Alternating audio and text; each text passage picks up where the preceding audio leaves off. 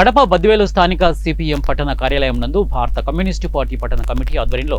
బడుగు బలహీన వర్గాల ఆశాజ్యోతి భారతరత్న డాక్టర్ బిఆర్ అంబేద్కర్ 134వ జయంతిని పురస్కరించుకొని ఆయన చిత్రపటానికి పూలమాలలు వేసి ఘనంగా నివాళులు అర్పించడం జరిగింది. ఈ సందర్భంగా సిపిఎం పట్టణ కార్యదర్శి కె శ్రీను మాట్లాడుతూ రాజ్యాంగ నిర్మాత డాక్టర్ బిఆర్ అంబేద్కర్ జయంతి ఏప్రిల్ 14న దేశవ్యాప్తంగా జరుగుతున్న సమయంలోనే రాజ్యాంగ మౌలిక స్వరూప అంశాలైన ఫెడరలిజం, లౌకికవాదం, పార్లమెంటరీ ప్రజాస్వామ్యం, న్యాయశాఖ, స్వతంత్రత మొదలైన వాటిని కాపాడుకోవాలనే చర్చ విస్తృత స్థాయిలో జరుగుతోందని, గవర్నర్ల అధికారాలు, ఇక వక్ఫ్ చట్టం, జమిలీ ఎన్నికలు, డీలిమిటేషన్ మొదలైన అంశాలపై కూడా అనేక అభిప్రాయాలు వ్యక్తమవుతున్నాయని, దీనికి కారణం కేంద్రం అధికారంలో ఉన్న ఎన్డీఏ ప్రభుత్వం, ప్రత్యేకించి నరేంద్ర మోడీ నాయకత్వంలోని బీజేపీ రాజ్యాంగ మౌలిక అంశాలపై దాడి చేయటమేనని అన్నారు.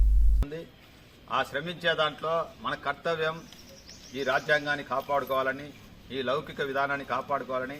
ప్రజారక్షణ కోసం తను చేసినటువంటి వృత్తి న్యాయ వృత్తి. ఈ న్యాయ వృత్తిలో ఆయన ప్రజలకు సేవ చేసింది. ఈ భారతదేశానికి ఏ విధమైన సలహాలు సూచనలు ఇవ్వాలన్నా ఆయన అసెంబ్లీలో కానీ పార్లమెంట్లో కానీ ఎక్కడ కూర్చున్నా ఆయన సీటుకు కాదు, ప్రజలకు సేవ చేయాలా, ప్రజలకు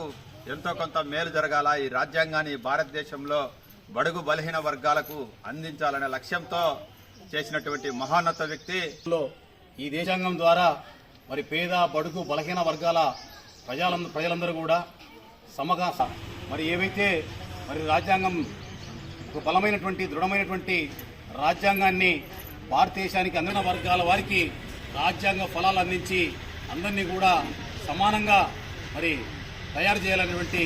ఒక సంకల్పాన్ని ఈరోజు పాలక వర్గాలు పరిస్థితుల్లో